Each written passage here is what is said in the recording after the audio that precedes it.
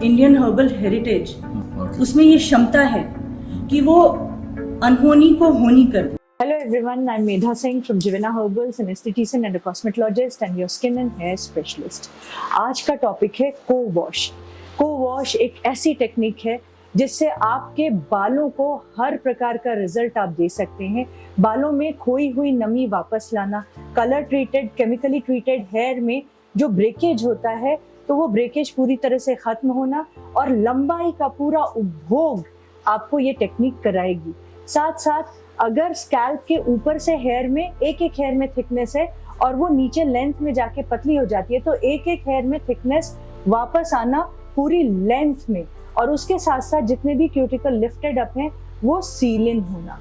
इस ढंग से जब आप अपने बालों को पकड़ेंगे तो उनमें भार नजर आएगा और चमक जो होगी वो स्थायी रूप से आपको मिलेगी। तो ये एक ऐसी टेक्निक है जो साल 2002-2003 से मैं अपने क्लाइंट्स को बताती आई हूँ और इसके कई वेरिएशंस तब से लेकर आज तक आ गए हैं। वो वेरिएशंस इसलिए आए कि आप समय समय पर अपने क्वेश्चंस, अपने डाउट्स, अपने प्रॉब्लम्स हमसे डिस्कस करते हैं और उसी की वजह से आपके लिए नए नए वेरिएशंस लाना संभव हो पाता है, क्योंकि आपकी प्रॉब्लम्स के अनुसार कस्टमाइज करना, इम्प्रोवाइज करना प्रोडक्ट्स को और टेक्निक्स को, ये मेरा काम है। तो इसी वजह से इतनी वैरायटी को वॉशिंग में हम लेकर आए हैं कि हमारे क्लाइंट्स उसे अपनाते हुए बहुत खुश हुए और उनको कई प्रकार के रिजल्ट्स मिले हैं जो उनको मिलते नहीं थे पहले। तो इसी प्रकार से आप भी को वॉश का फायदा उठा सकते हैं। को वॉश का मतलब है कि आप शैम्पू की पूरी ड्राइनेस जो आपको मिलती है बालों में शैम्पू करने के बाद, और बिना शैम्पू किए आप रह नहीं सकते, तो वो ड्राइनेस आपको ना मिले, लेकिन शैम्पू करते हुए ही आपको अनगिनत फायदे उस 3 मिनट में मिल जाए। इस प्रकार से आप शैम्पू करें, उस टेक्निक को कहते हैं को वॉश। लेकिन जो वेराइटीज निकली हैं वो हेना के साथ को वॉश, ऑयल के साथ को वॉश, किस ढंग से करें, हेयर पैक के साथ को वॉश कैसे करें, ये इस ढंग की वेराइटीज हैं। ये को वॉश जो आप सुन रहे हैं ये पाश्चात्य संस्कृति से नहीं आया है, ये आयुर्वेद की ही देन है। आयुर्वेद में तेल लगाकर फिर शैम्पू करना, मतलब शिकाकाई रीठा से पहले बाल धोए जाते थे या जिस भी चीज से धोए जाते थे पहले बाल, तो ऑयलिंग करने के बाद ही वॉश होते थे और वो प्रचलन हमारे समय तक बहुत अच्छे से रहा। जब हम छोटे थे और हम बड़े हुए, अपनी जवानी में आए, तब तक अच्छा रहा। आज लोग ऑयल को नकार रहे हैं और इसी वजह से बहुत सारी प्रॉब्लम्स ले रहे हैं अपने स्कैल्प हेल्थ में और अपनी हेयर हेल्थ में। उसके बाद वो वापस मुड़ते हैं ऑयल की तरफ, क्योंकि उन्होंने ऑयल के फायदे जो है वो एक्सपीरियंस किए उसे लगाकर बचपन से। तो ऑयल लगाकर शैम्पू करना एक प्रकार का को वॉश है, क्योंकि ऑयल से मॉइस्चराइजिंग इफेक्ट आपके बालों को मिल जाता है और आपके स्कैल्प के ऊपर स्किन है तो वहां भी ऑयल की आवश्यकता है, क्योंकि स्किन में नीचे सेबेशियस ग्लैंड्स हैं जो ऑयल सिक्रीट करती है, जिसमें स्क्वालिन, ईस्टर्स, कोलेस्ट्रॉल सब होता है। और अगर हम जब कोम करते हैं तो वो बालों को पूरी तरह से ऑयल मिलता है, लेकिन बालों की लंबाई ज्यादा होती है, अगर ऑयल कम सिक्रीट हो रहा है, सीबम कम सिक्रीट हो रहा है, पूरे बालों को नहीं मिल पाएगा। और अगर आप ऑयल लगा लेंगे और फिर आप कोम करेंगे तो वही सीबम जिसमें स्क्वालिन है वो पूरी तरह से ऑयल के साथ साथ आपके बालों के लेंथ में नीचे तक पहुंच जाएगा और सारे बालों को फायदा देगा। तो ऑयल को नकारे ना, ऑयल की गुणवत्ता पहचाने और ऑयल का महत्व पहचाने, और ऑयल के साथ को वॉश अभी तक आप करते आए हैं तो आप बाकी चीजों के साथ को वॉश कैसे करें ये जानते हैं। आप ही के द्वारा किए गए सारे प्रश्न को वॉश पे एकत्रित किए हैं मैंने और वही आपके सामने लाई हूँ। हाई पोरोसिटी हेयर हो, लो पोरोसिटी हेयर हो, कर्ली हेयर हो, ब्रेकेज प्रोन हेयर हो, हेयर फॉल हो रहा है, स्कैल्प में ईचिंग हो रही है, स्कैल्प एक्ने, स्कैल्प बिल्डअप के लिए को वॉश मैं नहीं मानती थी कि ठीक है, लेकिन उसमें कुछ मैंने वेरिएशंस किए तो वो उन प्रॉब्लम्स के लिए भी बहुत अच्छा हो गया। तो इस ढंग के जितने भी आपके क्वेश्चंस हैं वो सारे एकत्रित हुए हैं और अनुष्का मुझसे एक एक करके क्वेश्चन पूछेंगी। ये क्वेश्चन की लिस्ट है जो मैंने अनुष्का को भी दी है, तो वो आपके प्रश्न हैं और उत्तर मैं दूंगी। शुरू करते हैं अनुष्का। Hello ma'am.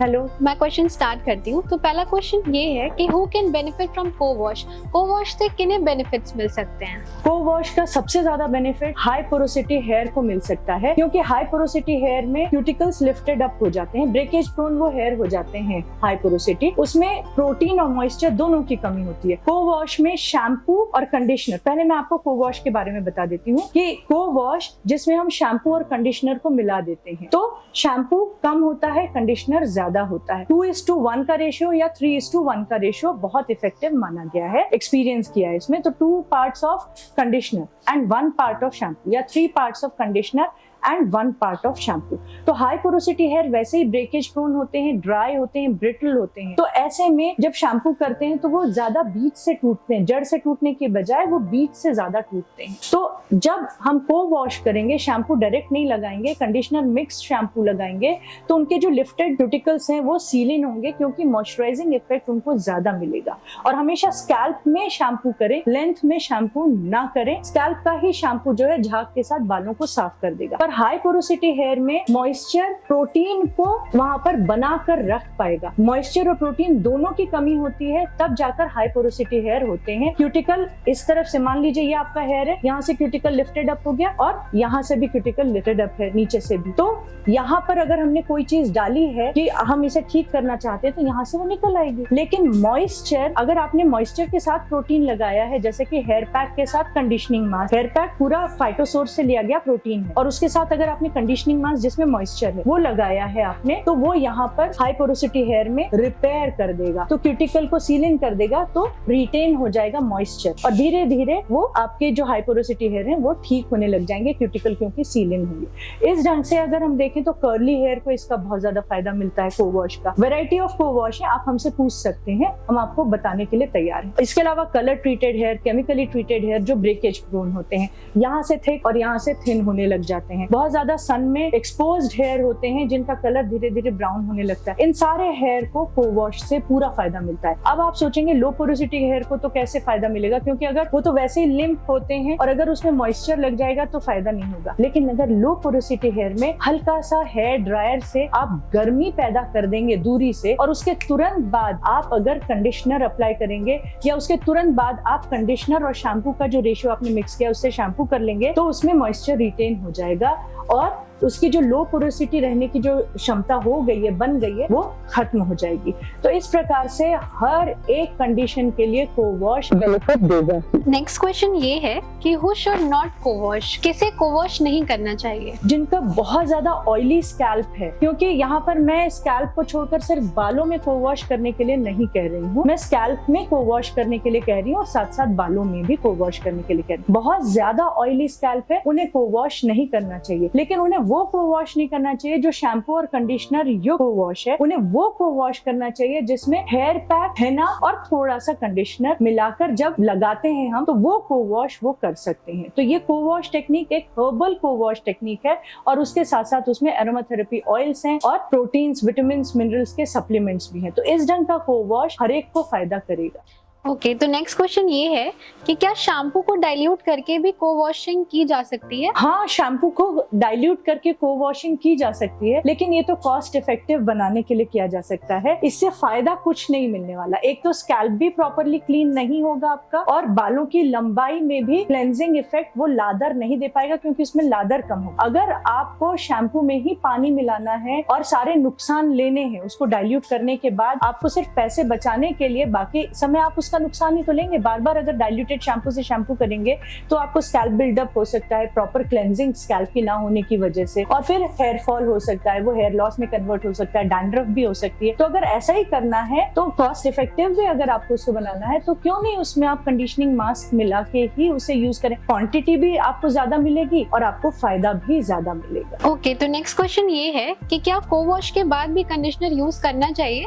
हाइग्रल फटीग बालों की एक समस्या होती है, ओवर मॉइस्चराइज्ड हेयर उन्हें कहा जाता है। तो ये ओवर मॉइस्चराइजिंग ना हो जाए, बालों की कंडीशन पे डिपेंड करेगा कि आपने कंडीशनर युक्त शैम्पू यूज किया है को वॉश के लिए, और उसके बाद भी आप कंडीशनर लगा रहे हैं, पोस्ट शैम्पू कंडीशनर लगा रहे हैं। तो बहुत ड्राई हेयर होंगे तो कर सकते हैं, अगर नॉर्मल टू ड्राई है या ऑयली है तो आप ना करें, वो अच्छा होगा, वरना हाइड्रल फटीग आपको हो सकता है। ओके, तो नेक्स्ट क्वेश्चन ये है कि कौन सा कंडीशनर को वॉश के लिए बेस्ट है? को वॉश के लिए बेस्ट है प्री शैम्पू कंडीशनर जो हमने फॉर्मुलेट किया है, और ऐसे कई सारे ब्रांड्स होंगे जिनके पास शैम्पू के पहले लगाने लायक कंडीशनिंग मास्क होंगे। अब ये न्यूट्रिएंट से भरपूर होते हैं और इनमें क्षमता होती है कि स्कैल्प को भी ये फायदा दे दे। तो ऐसे कंडीशनर्स बहुत फायदा करते हैं को वॉश के लिए, क्योंकि जब आप उसे शैम्पू के साथ मिलाते हैं तो आप उसे स्कैल्प पर भी लगा सकते हैं और उसके साथ साथ वो प्रोटेक्शन भी देते हैं और रिपेयर भी करते हैं।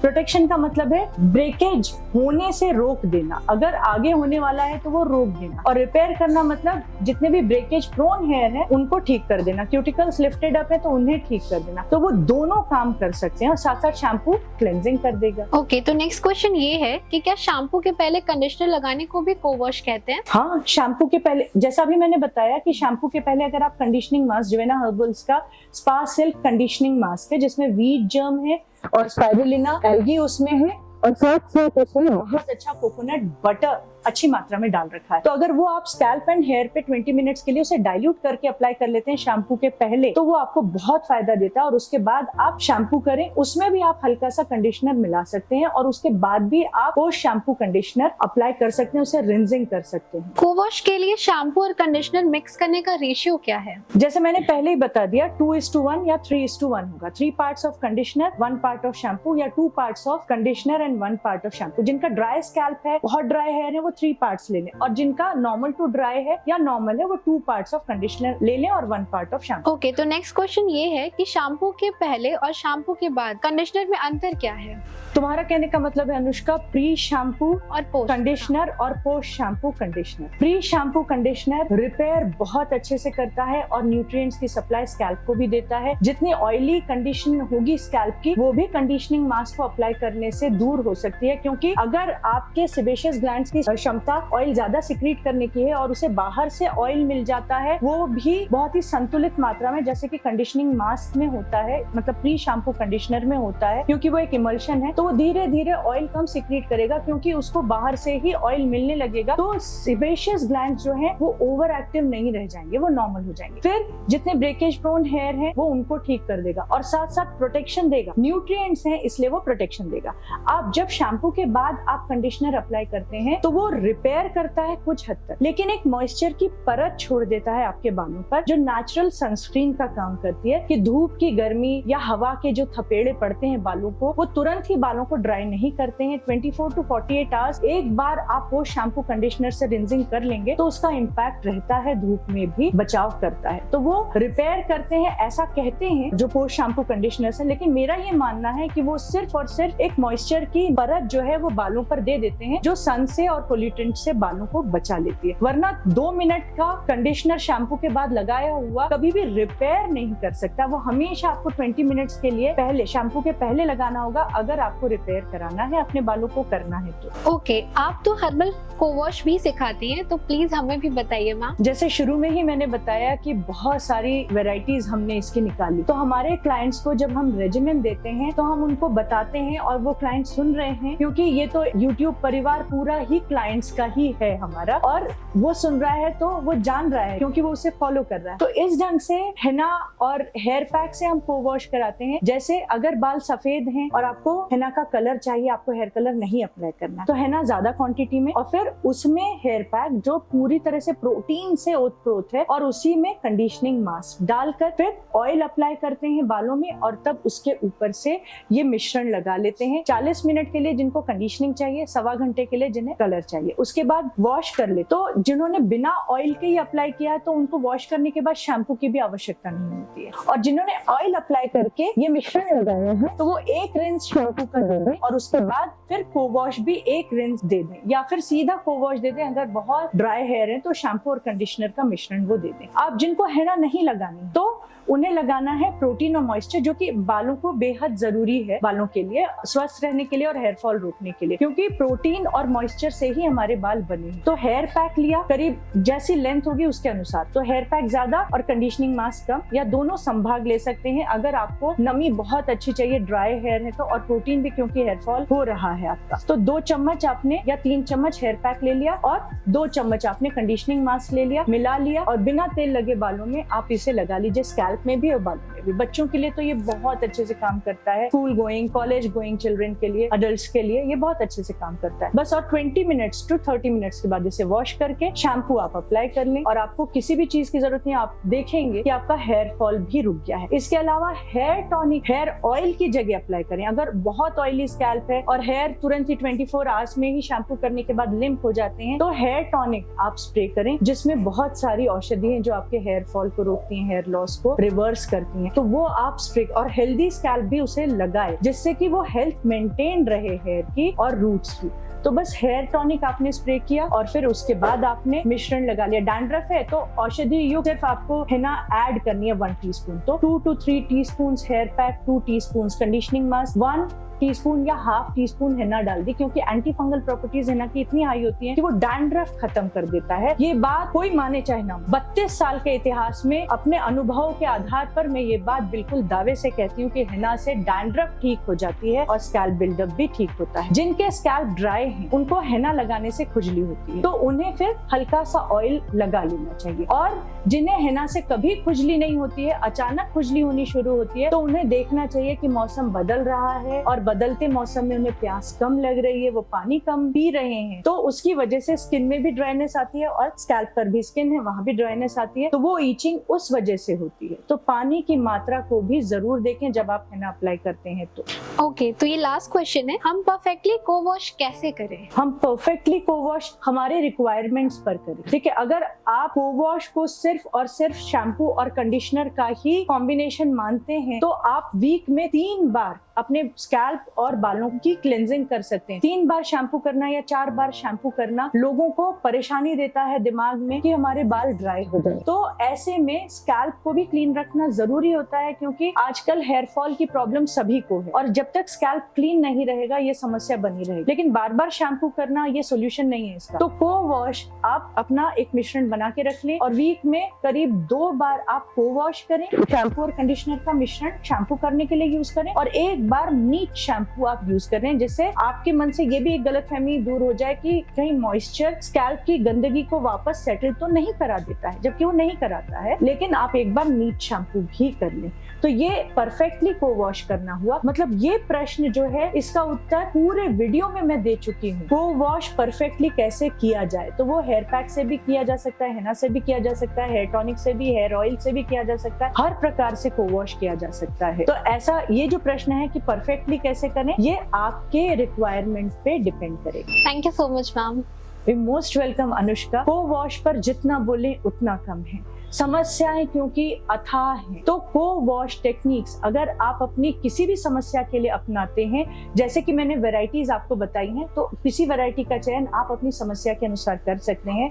और अगर उसे एक डिसिप्लिन में कट्टर होकर एक नियम से लंबे समय तक करते हैं आप, तो आपका हेयर फॉल पूरी तरह से रुकेगा, आपकी नई जड़ें आएंगी, बालों में घनापन आएगा। अगर हेयर लॉस आपका हो चुका है किन्हीं कारणों से, जैसे कि न्यूट्रिशनल हेयर लॉस होता है या टिलोजन एफ्लूवियम होता है, तो वो भी आपका इनसे ठीक हो जाएगा। हेयर फॉल सॉल्यूशन से लेकर हेना पर इतने सारे वीडियोस हैं जिवेना हर्बल्स के यूट्यूब चैनल पर, जो आपको परफेक्टली गाइड करते हैं कि हेयर फॉल को कैसे रोकें, हेयर लॉस को कैसे रिवर्स करें। वो जरूर देख लीजिएगा। बैकग्राउंड में जो आपको आवाज सुनाई दे रही है वो हाई फ्रीक्वेंसी ओजोन की है। जो हेयर लॉस जैसी समस्याएं लेकर आते हैं उनके लिए ये पैकेजेस यहाँ पर चलते हैं और ये ट्रीटमेंट्स उनको ऐसे फायदा करती हैं कि हर दिन 4 से 5 क्लाइंट्स का, जिनके पैकेजेस पुराने हो चुके हैं, उनके फीडबैक्स मिलते हैं कि मैम नए नए हेयर आ रहे हैं, सब लोग बोलने लग गए हैं। स्कैल्प पर जब हम देखते हैं तो बेबी हेयर हमको दिखाई देते हैं। बहुत छोटी सी ये प्रक्रिया होती है 15 मिनट की, और इसके फायदे अनगिनत होते हैं अगर आप नियम से ले लेते हैं।